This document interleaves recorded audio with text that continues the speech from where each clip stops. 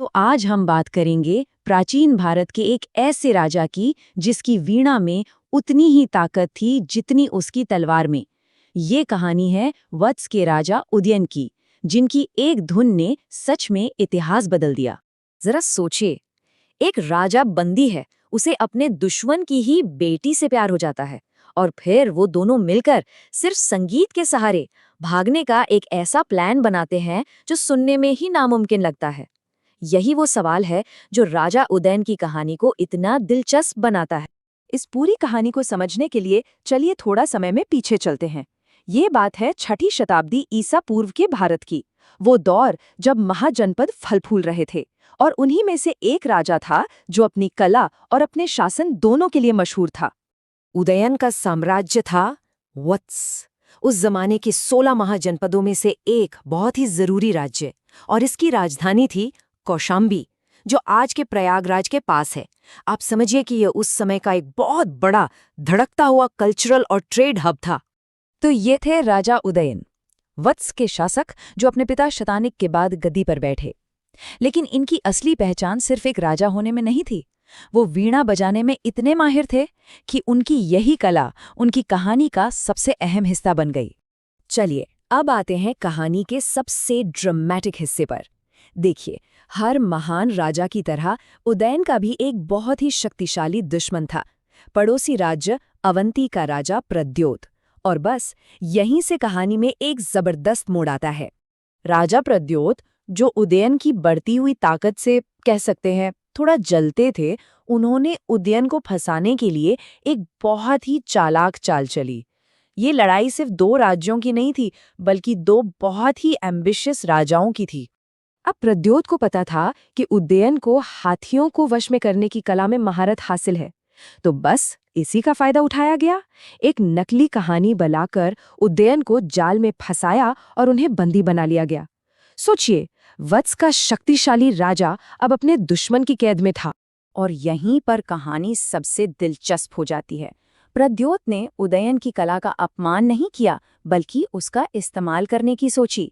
उन्होंने उदयन को काम दिया, अपनी ही बेटी राजकुमारी वासवदत्ता को वीणा सिखाने का। और जैसा कि अक्सर ऐसी कहानियों में होता है, संगीत ने अपना जादू चला दिया। वीणा की वो धुनें 2 दिलों को जोड़ रही थीं, एक कैदी राजा और एक राजकुमारी के बीच। उन्हीं के दुश्मन पिता की नाक के नीचे एक लेजेंडरी प्रेम कहानी शुरू हो गई। ये प्यार सिर्फ एक एहसास नहीं था, ये उनकी आज़ादी का टिकट भी था। उदयन और वासवदत्ता ने साथ मिलकर अवंती के किले से भागने का एक ऐसा जबरदस्त प्लान बनाया जो इतिहास में हमेशा के लिए अमर हो गया। उदयन का अवंती से भाग निकलना सिर्फ एक रोमांटिक कहानी का अंत नहीं था, बल्कि एक बहुत ही चतुर डिप्लोमेट के उदय की शुरुआत थी। उन्होंने सबको दिखाया कि कैसे निजी रिश्तों को भी राजनीतिक ताकत में बदला जा सकता है। जरा इस पर नजर डालिए। वासवदत्ता से शादी करना सिर्फ प्यार का इजहार नहीं था, बल्कि इससे उनका सबसे बड़ा दुश्मन अवंती एक तरह से शांत हो गया। और फिर बाद में मगध की राजकुमारी पद्मावती से शादी करके उन्होंने उस समय की सबसे बड़ी सुपर पावर के साथ एक मजबूत गठबंधन बना लिया। मतलब उदयन के लिए प्यार और राजनीति एक ही सिक्के के 2 पहलू थे। उनकी शादियां सिर्फ दिल के रिश्ते नहीं थे, बल्कि वत्स को सुरक्षित रखने वाले बहुत बड़े डिप्लोमैटिक मूव्स थे। लेकिन उदयन सिर्फ एक प्रेमी, एक योद्धा या एक डिप्लोमैट ही नहीं थे। उनके राज का एक और बहुत जरूरी पहलू था, उनका आध्यात्मिक झुकाव। उदयन असल में भगवान बुद्ध के ही समय में थे और बौद्ध धर्म के एक बहुत बड़े समर्थक माने जाते हैं।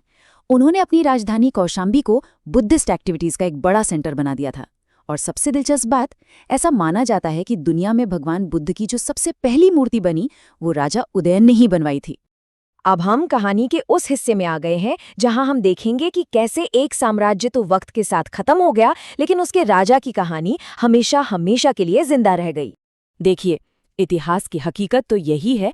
उदयन के बाद उनका वत्स साम्राज्य धीरे धीरे कमजोर पड़ गया और आखिरकार ताकतवर मगध साम्राज्य ने उसे अपने में मिला लिया।